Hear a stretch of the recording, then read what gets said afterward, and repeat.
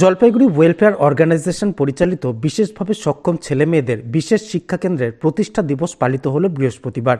বিদ্যালয়টির এবছর ৩৮তম বর্ষ। এই উপলক্ষে এদিন বিভিন্ন অনুষ্ঠানের আয়োজন করা হয়েছিল এই বিশেষ শিক্ষা কেন্দ্রে। বিশেষভাবে সক্ষম ছেলেমেয়েরা সুন্দর একটি সাংস্কৃতিক অনুষ্ঠান পরিবেশন করে। উপস্থিত ছিলেন জলপাইগুড়ি পুরসভার উপপুরপ্রধান সৈকত চ্যাটার্জি, জলপাইগুড়ি ওয়েলফেয়ার অর্গানাইজেশনের সম্পাদক সঞ্জয় চক্রবর্তী সহ অন্যরা। ছাত্রীদের উৎসাহিত করতে ফুড ফেস্টিভ্যাল আয়োজিত হলো জলপাইগুড়ি সোনালী উচ্চ বালিকা বিদ্যালয়। ছাত্রীদের হাতে তৈরি হলো পিঠে, পুলি, ভাজাসহ আরও অনেক কিছু। রাজ্য সরকারের নির্দেশ মেনে এর আগেও একটি ফুড ফেস্টিভ্যালের আয়োজন হয়েছিল এই বিদ্যালয়ে। এবার ছাত্রীদের আরও উৎসাহিত করতে এই ধরনের ফুড ফেস্টিভ্যালের উদ্যোগ নিয়েছে বিদ্যালয় কর্তৃপক্ষ। এদিনের উৎসবে 60টি খাবারের স্টল দেওয়া হয়েছিল।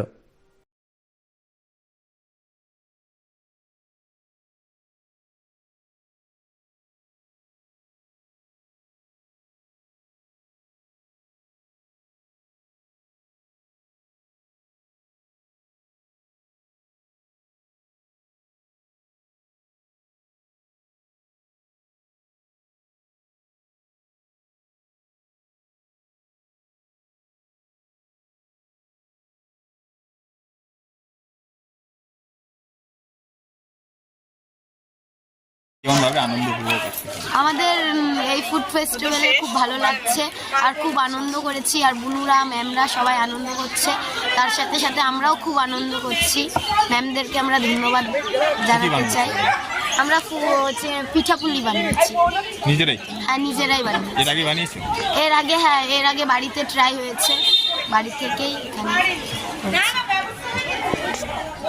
আজকে আমাদের স্কুলে ফুড ফেস্টিভ্যাল হচ্ছে, এটা আগেও হয়েছিল, আমাদের গভর্নমেন্টের একটা নির্দেশিকা ছিল, তখন আমরা করেছি। তবে স্টুডেন্টদের ভীষণ উদ্দীপনা ছিল এবং উৎসাহ ছিল ভীষণভাবে যে ওরা আরেকবার করতে চায় ভালো মতো।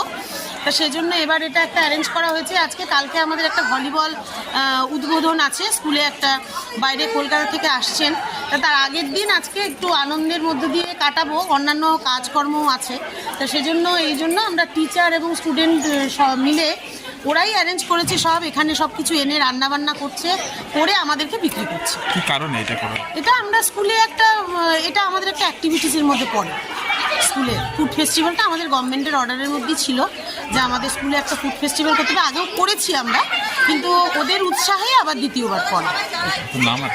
আমি সর্বাণী মজুমদার, আমি প্রধান শিক্ষিকা সোনালী উচ্চ বালিকা বিদ্যালয়।